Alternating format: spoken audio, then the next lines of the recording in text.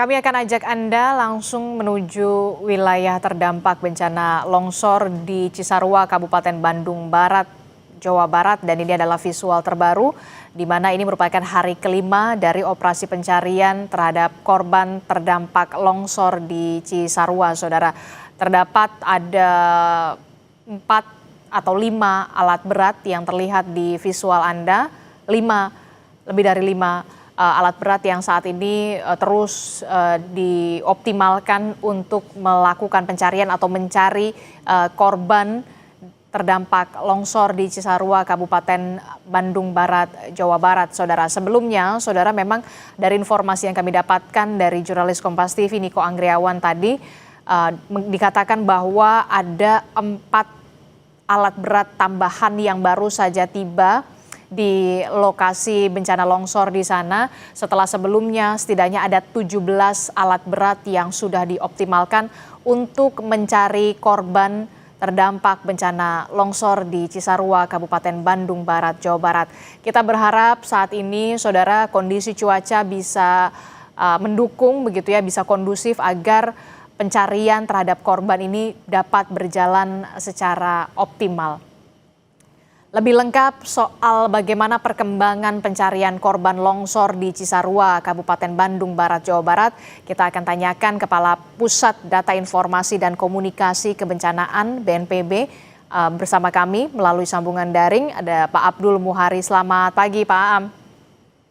Selamat pagi Mbak Disti. Ya, kalau kita lihat ini kan proses pencarian terhadap para korban ini masih terus dilakukan dan juga dioptimalkan, bahkan ini di hari kelima. Informasi yang kami dapatkan betul kalau Kepala BNPB sudah menuju lokasi terdampak bencana longsor. Fokus dari pencarian saat ini seperti apa, Pak? Terutama dengan kunjungan Kepala BNPB. Ya, tentu saja Kepala BNPB dalam hal ini terus akan memastikan supaya operasi pencarian dan pertolongan ini bisa berjalan optimal. Untuk operasi pencarian pertolongan ini dilakukan dalam 7 kali 24 jam dan memang kita harapkan 7 kali 24 jam pertama ini benar-benar optimal dan kita cukup optimis karena hingga hari keempat kemarin tim SAR gabungan sudah menyerahkan 48 body packs ya, kantong jenazah kepada DVI Polri untuk diidentifikasi, dan hingga pukul 19.30 tadi malam sudah bisa diidentifikasi 34 jenazah. Ini perlu kami sampaikan Mbak Disti bahwa untuk setiap penemuan jasad korban, baik itu jasad yang utuh maupun itu potongan tubuh, itu dimasukkan dalam satu kantong jenazah terpisah. Jadi satu kantong jenazah itu berisi satu jasad utuh atau satu potongan anggota tubuh, tidak dicampur. Oke. Sehingga 40 kantong jenazah ini belum tentu menjadi 48 korban meninggal.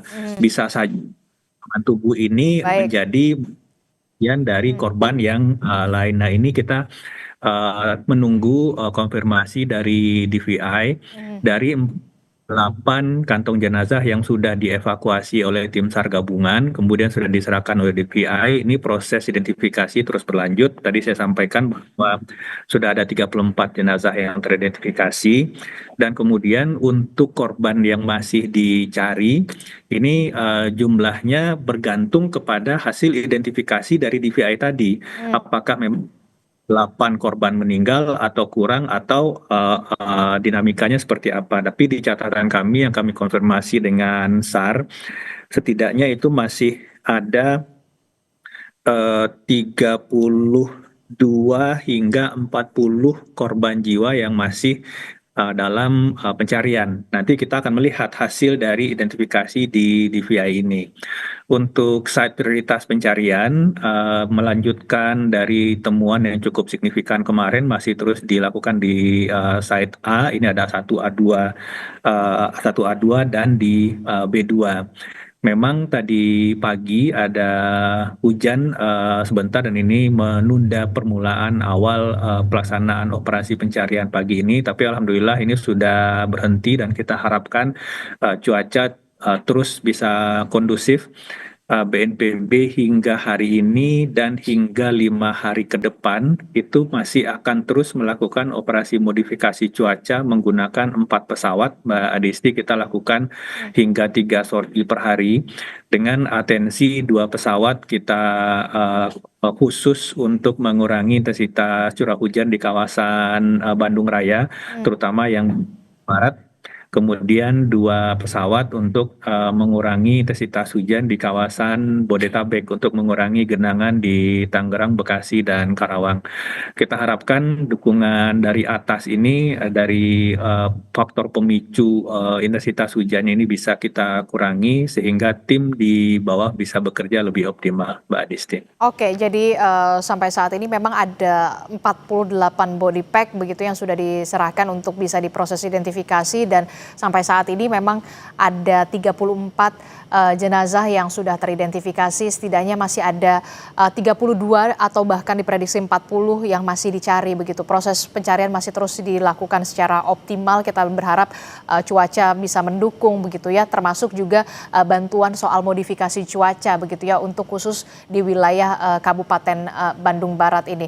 Nah, bagaimana dengan penguatan alat berat dan juga anjing pelacak, termasuk juga soal adanya kemungkinan potensi untuk mengerahkan juga drone thermal di sana, seperti apa penjelasannya, Pak Muhari? Ya, untuk mapping dari udara menggunakan optik dan thermal itu sudah kita lakukan Basarnas, BNPB, dan BPBD di hari pertama dan hari kedua. Nah, dari hasil pemetaan udara inilah kita menentukan site prioritas tadi. Ada site A dan site B. Ini kita kasih dari hasil overlay pemetaan udara pasca bencana dengan posisi bangunan-bangunan atau rumah tinggal masyarakat sebelum bencana. Sehingga kita bisa memastikan bahwa di titik A dan B itu adalah titik di mana sebelum bencana itu merupakan titik rumah tinggal masyarakat. Nah, ini yang kita kasih menjadi titik prioritas pencarian dan ini juga didukung oleh drone thermal untuk bisa memastikan titik-titik yang kita duga menjadi lokasi tempat tertimbunnya jasad korban. Nah, berikutnya untuk menentukan prioritas harian ini kita didukung oleh anjing pelacak. Mana yang lebih dangkal dan seterusnya yang bisa lebih cepat untuk ditemukan ini secara prioritas harian kita didukung oleh anjing pelacak atau canine. Nah, untuk dukungan alat berat itu sejak hari pertama sore itu Kementerian PU sudah menurunkan hingga 5 hingga 8 alat berat. Tapi memang di hari pertama dan hari kedua ini alat berat belum bisa optimal masuk ke lokasi karena material longsor ini masih basah dan itu masih berjalan. Ini operasi modifikasi cuaca menjadi sangat penting supaya tanah ini tidak kemudian terus basah oleh intensitas curah hujan. Memasuki hari ketiga dan hari keempat itu alat berat sudah cukup optimal untuk mendukung operasi pencarian. Memang yang kita turunkan ini adalah beko ukuran kecil dan sedang supaya kita masih terjamin nanti kalau misalkan beko ukuran besar yang kita turunkan takutnya kita tuh amblas. Oke. Sehingga ini benar perhatikan penurunan alat berat juga sesuai dengan kondisi di lapangan tapi tetap menjaga pekerjaan di lapangan, Mbak Oke, Adisti. prioritas keselamatan bagi tim SAR gabungan itulah yang kemudian juga menjadi yang paling utama dalam proses pencarian dari korban terdampak bencana longsor di Cisarua, Kabupaten Bandung Barat, Jawa Barat. Pertanyaan saya selanjutnya soal bagaimana dengan nasib para warga di sana terdampak yang saat ini kehilangan rumah mereka, bagaimana pelaksanaan Huntara, termasuk juga soal relokasi. Tapi jangan dijawab dulu Pak Am, kita akan jeda dulu. Usai jeda kami masih akan kembali dalam Breaking News Kompas TV. Breaking News Kompas TV masih kami lanjutkan, Saudara, dengan perbincangan bersama dengan Kepala Pusat Data Informasi dan Komunikasi Kebencanaan BNPB, Pak Abdul Muhari, masih bergabung bersama kami melalui sambungan daring. Pak Am, masih mendengar suara Adisti di studio? Mbak Adisti, silakan. Ya, Pak Am, tadi kan melanjutkan pertanyaan saya soal bagaimana nasib warga terdampak bencana longsor yang kehilangan rumah mereka begitu ya. Bagaimana proses dari Huntara atau kemudian proses relokasi, apakah mereka akan direlokasi kemana lokasinya, termasuk juga peran dari pemerintah daerah setempat. Karena kalau kita lihat kan tidak mungkin lagi untuk bisa dihuni kembali wilayah tersebut mengingat ancaman keselamatan dan juga keamanan bagi warga. Ya, Gubernur Jawa Barat di beberapa kesempatan sudah menyampaikan bahwa memang masyarakat yang saat ini terdampak itu sudah mesti harus direlokasi karena tidak mungkin akan kembali tinggal di wilayah yang saat ini terdampak.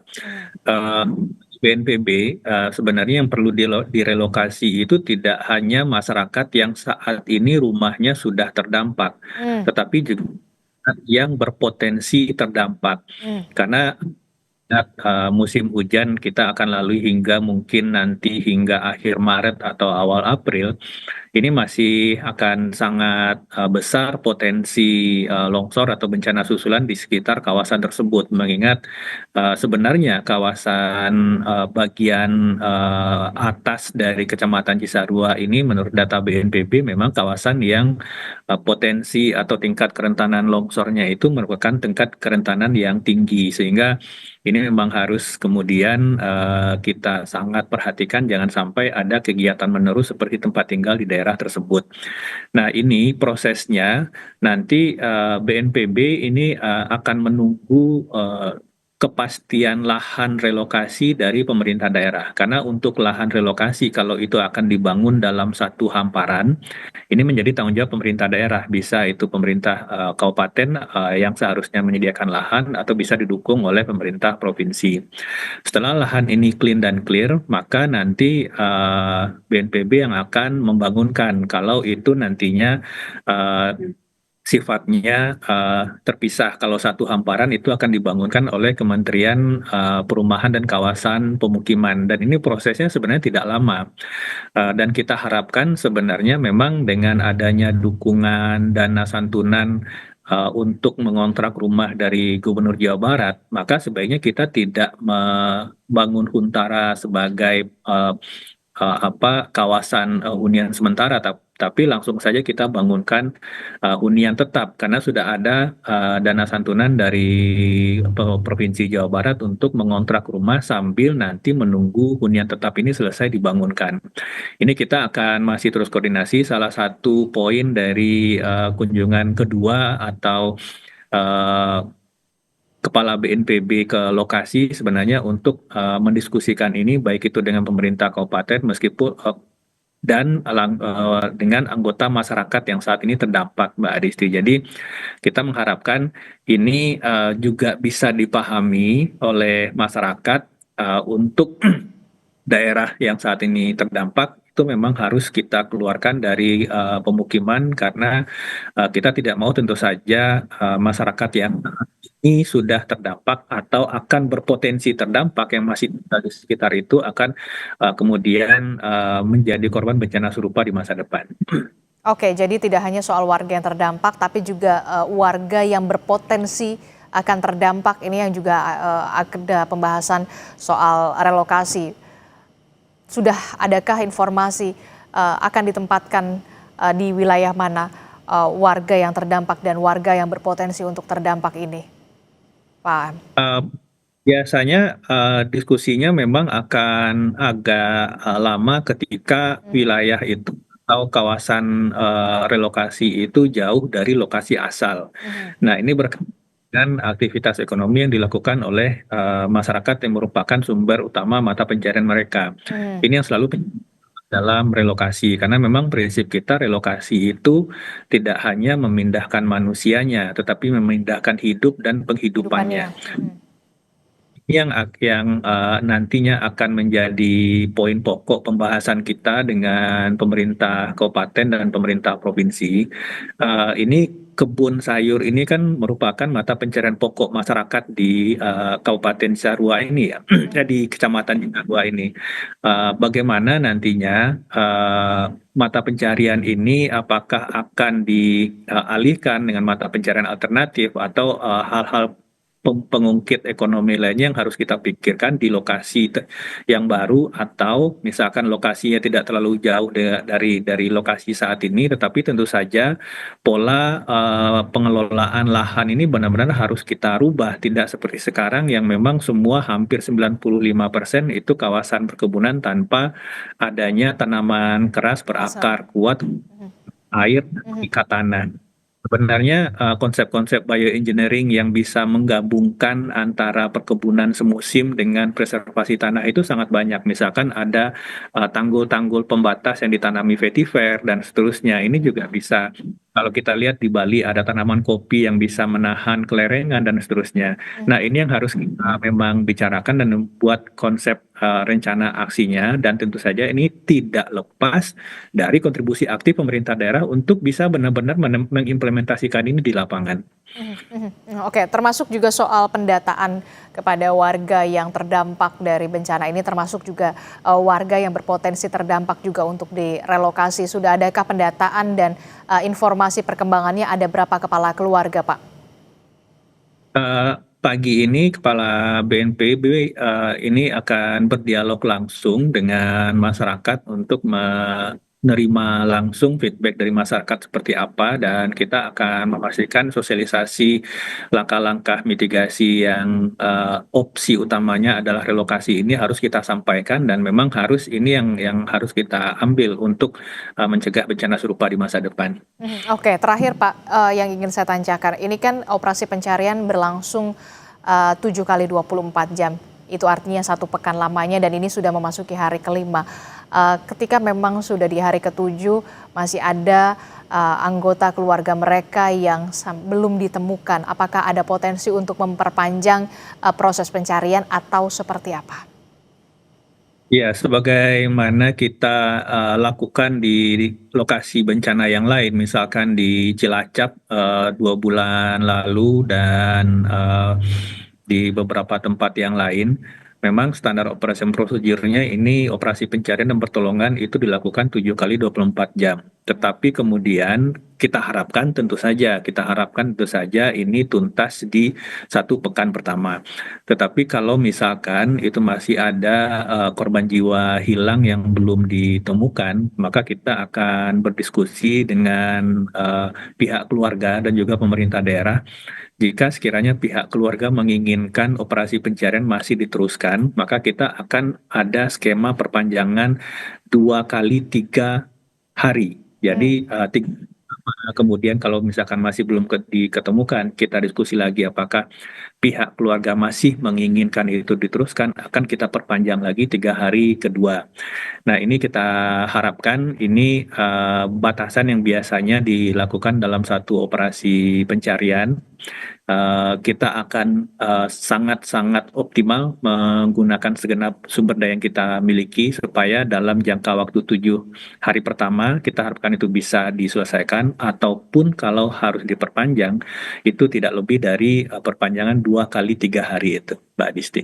Oke, baik, kita harapkan semuanya bisa berjalan secara baik dan juga secara optimal agar seluruh korban ini bisa ditemukan untuk bisa dikembalikan kepada keluarga untuk dimakamkan, termasuk juga soal proses selanjutnya adalah proses relokasi terhadap korban terdampak dan juga warga yang terdampak dan juga warga yang berpotensi terdampak ini bisa diberikan wilayah atau diberikan tempat lagi yang aman dan juga layak. Terima kasih Kepala Pusat Data Informasi dan Komunikasi Kebencanaan BNPB, Pak Abdul Muhari telah bergabung bersama kami. Sehat selalu Bapak. Assalamualaikum, selamat pagi.